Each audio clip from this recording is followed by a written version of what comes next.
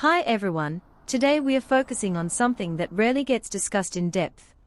And that is how Park Shin Hye has managed to maintain relevance across more than 2 decades in an industry where many actors struggle to stay visible even for a few years.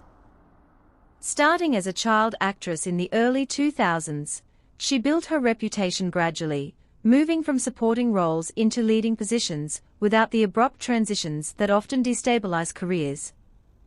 And this slow but steady growth has become one of the defining characteristics of her trajectory. What makes her case particularly interesting is that she never relied on a single breakout role to define her entire career, but instead accumulated a series of successful projects that reinforced her image over time, including major hits that expanded her international fanbase and established her as a recognizable figure beyond Korea.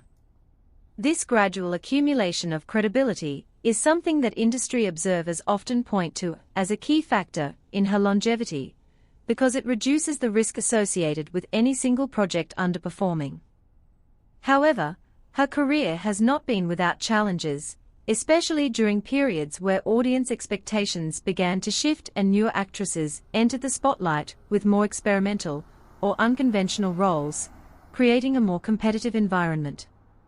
During these phases, discussions about her career often focused on whether she would adapt to these changes or continue following the formula that had worked for her in the past, and this tension remains relevant even today, as she navigates her career after marriage and motherhood. Another aspect that contributes to her staying power is her public image, which has remained relatively stable and free from major controversies, allowing her to maintain a level of trust with both audiences and industry professionals.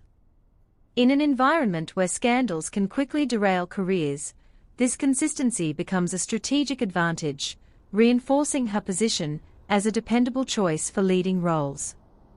As we look at the bigger picture, Park Shin Hye's career raises an important question about what it really means to succeed in the entertainment industry, whether it is about achieving constant reinvention, or about building a stable and enduring presence over time.